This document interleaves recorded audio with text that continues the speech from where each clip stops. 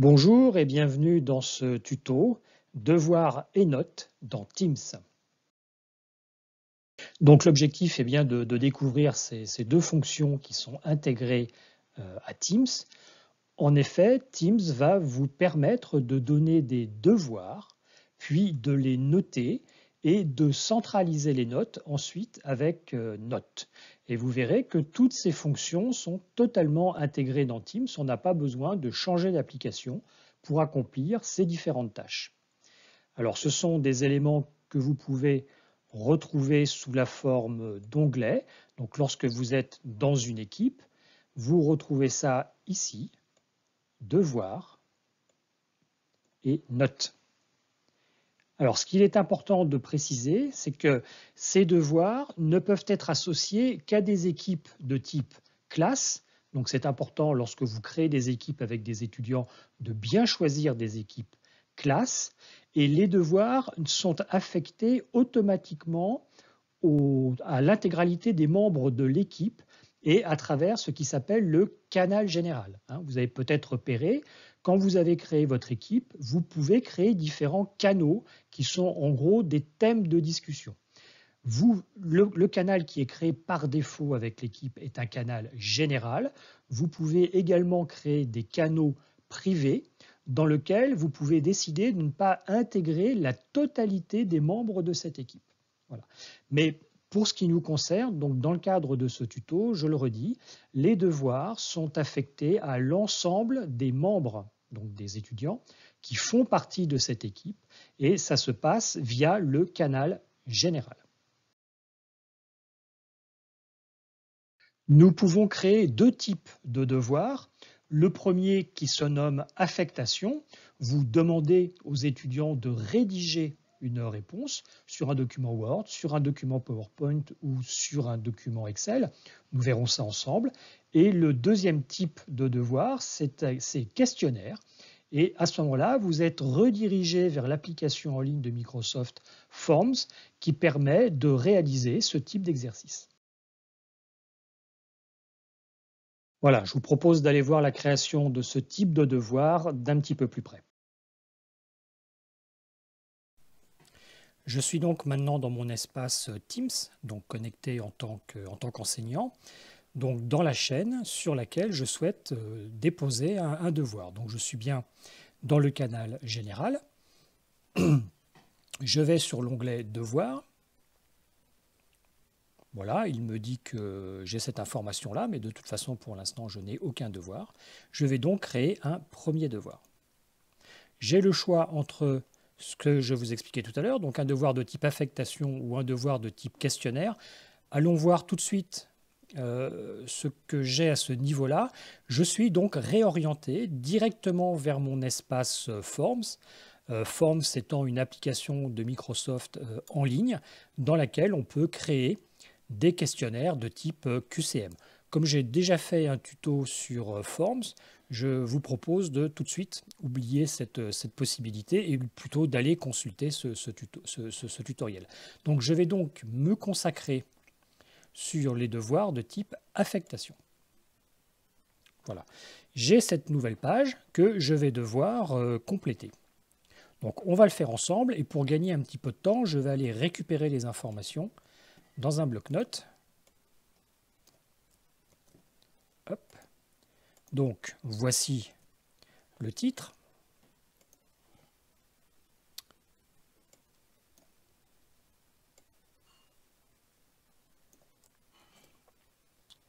Voici les instructions pour réaliser ce devoir. Donc j'indique que c'est un devoir qui se compose de deux questions et je demande aux étudiants donc, de répondre aux questions en utilisant le document que je vais mettre à leur disposition. Et donc ce document, je vais le créer tout de suite. Je vais ici ajouter des ressources.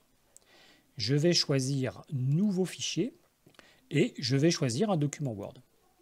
Voilà. Et je vais l'intituler Réponse, devoir d'histoire numéro 5. Voilà. Joindre. Voilà. Et ainsi, donc j'invite les étudiants à répondre dans ce document. Comme vous pouvez le constater, j'ai cette mention, les élèves ne peuvent pas modifier ce document, ce qui ne va pas nous arranger. Donc je vais modifier ce paramètre en choisissant celui-ci. Maintenant, les élèves, donc les étudiants, peuvent modifier ce document et pourront donc répondre dessus. Ce document, je vais le personnaliser de manière à lui donner un petit peu l'apparence d'une copie.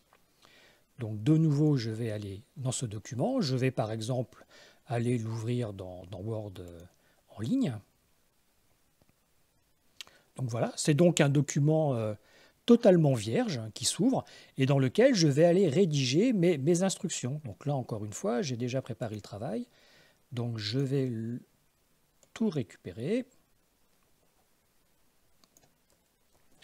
Voilà, et je vais aller copier tout ça. Donc je vais pouvoir évidemment faire une...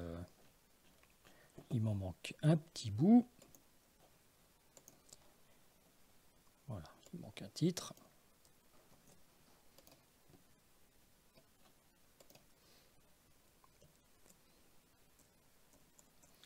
Et donc vous allez pouvoir mettre en forme votre document avec Word de manière très classique. Je vais le faire rapidement. Voilà, donc vous faites la mise en forme que vous souhaitez. Vous avez vos questions, et donc les étudiants pourront répondre directement sous les questions. Je ne suis pas un spécialiste de Word, mais il me semble que si on ouvre ce document, au lieu de l'ouvrir dans Online, en l'ouvrant dans votre version de Word Bureau, vous devez pouvoir rendre les questions non modifiables. Ce qui ferait qu'il y aurait juste la place sous les questions qui seraient modifiables directement par les étudiants. Ma copie est prête, hein. Évidemment je peux l'affiner, hein, mais on va se contenter de cette mise en forme. Je vérifie évidemment qu'ici j'ai bien la mention enregistrée, hein, c'est important parce que parfois si on a une connexion un peu lente, l'enregistrement est toujours en cours, donc avant de quitter il faut bien vérifier que ce soit enregistré. Teams gère automatiquement les autorisations de partage entre vous, les différents étudiants, etc. Vous n'avez rien d'autre à faire. Vous pouvez quitter cet onglet. Et lorsque l'on retourne dans Teams, voilà, votre page est mise en forme. D'ailleurs, vous pouvez vérifier. Voilà. Hop. Devoir d'histoire contemporaine, question numéro 1. Hop, et page suivante, question numéro 2. Donc, tout va bien. Ce document est modifiable, les élèves peuvent modifier leur propre copie, tout va bien. On pourrait éventuellement ajouter d'autres ressources qui, elles, donc, ne seraient pas modifiables. On peut indiquer d'autres documents de type Word, on peut intégrer des PDF, on peut intégrer des images, on peut intégrer tout type de ressources qui feraient partie du devoir demandé aux étudiants. Ici, on va ajouter des points. Alors, on va noter sur 20 points. Je peux ajouter un barème de correction. Je vous avoue très franchement que ça a l'air assez complet. Je n'ai pas exploré de manière très approfondie cette possibilité, donc je vous laisserai le soin de la découvrir. Il me semble que c'est un barème qui est purement indicatif, qui doit être indiqué aux étudiants, mais il n'y a pas d'interaction d'interaction qui serait automatique, hein, entre la notation que vous allez faire et le barème que vous allez pouvoir définir ici. Alors, un espace important, à qui allez-vous attribuer ce devoir ? Alors, par défaut, vous voyez, il est attribué à l'équipe dans laquelle vous l'avez créé et il est affecté à tous les étudiants. Mais vous pouvez également ajouter d'autres équipes. Et si vous faites le choix de le laisser au niveau de l'équipe en cours, vous pouvez désigner non pas l'intégralité des étudiants, mais certains étudiants qui sont membres de cette équipe. Alors ça peut être une fonction intéressante, par exemple, pour des sessions de rattrapage ou pour des étudiants qui, pour toutes sortes de raisons, peut-être même des raisons techniques, n'auraient pas pu faire l'examen lors d'une première publication. Voilà, donc on va le laisser comme ça par défaut. Et vous allez pouvoir régler ici de manière très fine les différentes modalités de publication ainsi que les échéances, ainsi que, si nécessaire, une date de clôture pour la remise de cet examen par des étudiants retardataires. Alors évidemment, le fait que vous puissiez planifier la diffusion, la notification du devoir, non pas immédiatement mais en différé, va vous permettre de préparer vos devoirs à l'avance. Et donc vous n'aurez pas à vous soucier du moment de sa publication. Et si évidemment vous souhaitez faire des devoirs qui doivent être réalisés dans un temps limité, contraint, eh bien vous pourrez ajuster ces paramètres à ce niveau-là. Voilà. Terminé. Bon, je laisse par défaut. Hein, vous voyez que par défaut, la date, l'échéance est fixée au lendemain minuit. Le test est prêt. Vous pouvez soit l'enregistrer, parce que vous souhaitez que d'autres enseignants, par exemple, donc les autres enseignants de cette équipe, puissent le vérifier, éventuellement le modifier et le compléter. Mais par contre, si vous êtes tous satisfaits de ce devoir, vous pouvez l'affecter. Voilà. Votre devoir apparaît ici. Et si on retourne dans le canal de l'équipe en question, voilà, on s'aperçoit qu'une notification ici est apparue. Donc ça, c'est une notification dans votre propre Teams, mais les étudiants vont recevoir la même notification. Et maintenant, je vous propose d'aller voir comment ça se passe côté étudiant. Donc je vais me connecter maintenant à Teams avec un autre compte, un compte étudiant, de manière à vous montrer comment se passent les choses de ce côté-là. Donc je suis étudiant et j'ai bien reçu cette notification. Surprise, j'ai un nouveau devoir. Donc je vais cliquer sur ce lien dont vous pouvez constater qu'il n'a pas été traduit. Et donc j'accède directement au devoir. D'ailleurs, dans mon équipe d'étudiants, je suis bien dans l'onglet devoir. Donc je retrouve le titre du devoir, il est noté sur 20 points. J'ai les instructions, j'ai mon fameux fichier que je vais pouvoir compléter avec les réponses. Alors si je clique dessus, voilà, je peux voir les questions. Et ici, je peux aller donc modifier mon document de manière à le compléter. Je vais le faire directement dans le Word de mon navigateur, mais je pourrais aussi aller sur le Word de mon bureau. Donc c'est parti. Voilà, et l'étudiant va pouvoir répondre aux questions.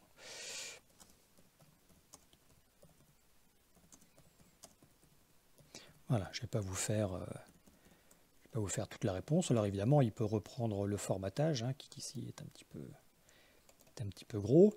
Voilà, il peut répondre à la première question et ainsi de suite, et ensuite répondre à la seconde question. Voilà. Pareil. Voilà, une fois que c'est terminé, on vérifie bien que le fichier est enregistré. Ça, c'est une consigne, hein, qu'à mon avis, il est important de donner aux étudiants, hein, de bien vérifier que le document ici est enregistré. Ils n'ont rien d'autre à faire en termes de partage de documents. Hein, tout est géré. Il n'y a plus qu'à faire fermer. Voilà. Et d'ailleurs, s'ils regardent le document qu'ils vont remettre à leur enseignant, ils peuvent vérifier. Et on constate ensemble, hein, que les réponses, même si elles sont succinctes, apparaissent bien. Donc, de nouveau, on referme. L'étudiant, maintenant, a la possibilité de remettre son document en cliquant ici. Voilà, il y a une très belle animation qui vient le remercier. Voilà. Et vous pouvez constater qu'après avoir fait cette remise, il peut en quelque sorte se rétracter ou avoir droit à une deuxième chance. Il peut annuler la remise, de nouveau s'il le souhaite modifier le document pour de nouveau le soumettre.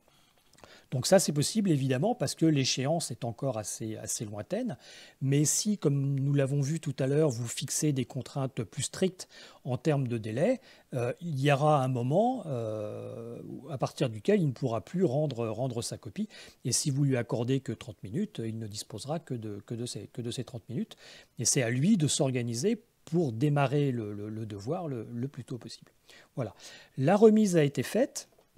Si on retourne dans le canal général au niveau des conversations, donc ça s'appelle les publications, rien de plus apparaît. Il pourrait y avoir une notification lui disant que, venant valider, confirmer qu'il l'a bien envoyé. Ce n'est pas le cas, ce n'est pas prévu, peut-être que ça arrivera plus tard. Maintenant, on va retourner dans Teams, mais cette fois en mode enseignant, pour voir un petit peu comment va s'opérer la correction de ce devoir. Donc, revenons maintenant du côté enseignant pour voir comment les choses se passent. Bien, alors me voici revenu du côté obscur, en quelque sorte, hein, côté Teams enseignant. Vous êtes dans le canal général de votre équipe, et si vous allez dans Devoirs,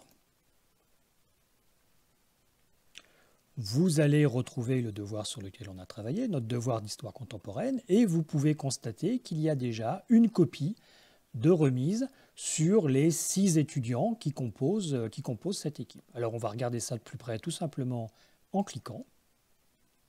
Voilà.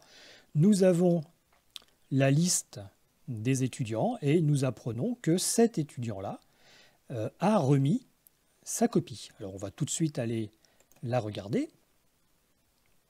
Voilà, elle va s'afficher ici. Donc je peux consulter ces réponses. Éventuellement, je pourrais ouvrir le document de nouveau dans Word pour pouvoir le modifier et puis lui renvoyer une copie corrigée.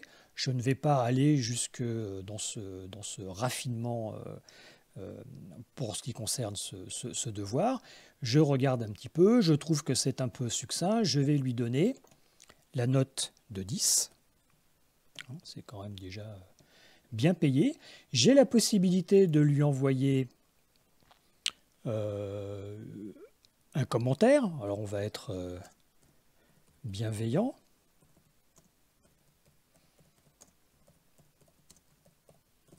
Hop. Et on va lui retourner tout ça. Voilà. Et vous pouvez constater ici que vous allez pouvoir passer en revue l'intégralité des copies des étudiants concernés, voilà, de manière à faire un travail de correction et de notation assez rapide. Voilà, les choses se passent comme ça, elles sont assez rapides. Ce qui est intéressant, c'est que vous voyez, hein, il vous indique qu'il en reste 5 à noter, mais qui ne sont toujours pas remises. D'ailleurs, voilà, j'ai celles qui sont notées, elles apparaissent ici, donc pour ce devoir. Donc vous retrouvez un petit peu vos petits. Hein. Il n'y a pas de mystère dans Teams, hein, on retrouve les choses assez facilement. Il crée des colonnes, il crée des trucs au fur et à mesure que le travail avance. Maintenant, si on revient sur la page précédente, hein, évidemment, au fur et à mesure que vous allez créer des devoirs, vous allez les retrouver ici. Et je n'ai pas fait le test, mais je suppose qu'une fois que que l'intégralité des copies auront été corrigées, il basculera automatiquement dans cette autre catégorie qui est la catégorie des devoirs intégralement notés. Voilà. Ce qui est bien, c'est que vous pouvez accumuler des devoirs, éventuellement, vous pouvez les réutiliser une autre fois. Par exemple, les examens d'une année N peuvent servir d'examen blanc pour l'année N+1. Ils sont là, il n'y a pas besoin de les recréer. Allons voir un petit peu maintenant ce qui se passe dans l'onglet Notes pour voir comment Teams a intégré cette première notation. Donc voilà, on se retrouve avec l'intégralité des étudiants donc, qui composent cette équipe et on constate que cet étudiant dispose déjà d'une première note pour ce premier devoir. Et évidemment, au fur et à mesure des devoirs, cette liste se complétera. Et j'imagine, j'ai pas testé, mais je pense que ça doit fonctionner comme ça. Il est peut-être même capable de faire des moyennes générales à partir de plusieurs devoirs. En tout cas, vous voyez ici, vous avez la possibilité de convertir tout ça dans un fichier Excel pour pouvoir l'adresser, par exemple, à un service de scolarité qui se chargera de rentrer peut-être tout ça dans un système d'information. Voilà, je pense avoir fait le tour de ce que je pouvais vous dire sur ces deux outils, donc devoir et notes. Donc pour conclure, je dirais que cet outil devoir est relativement simple à utiliser directement par l'enseignant. Il me semble particulièrement bien adapté pour un travail d'évaluation continue, donc tout au long de l'année. Enfin, je vous conseillerais de l'utiliser pour proposer des devoirs relativement courts à vos étudiants. Par exemple, si vous souhaitez leur faire passer des épreuves un petit peu longues, je vous conseillerais de les fractionner en plusieurs devoirs plus courts à réaliser. Il me semble que si vos étudiants devaient ressentir des difficultés techniques pour pouvoir passer ces examens, ce serait plus simple de leur proposer de refaire uniquement les devoirs sur lesquels ils ont rencontré des problèmes. Donc, de manière générale, ça me semblerait plus simple à gérer. Voilà, bah écoutez, je vous souhaite une bonne découverte de cet outil.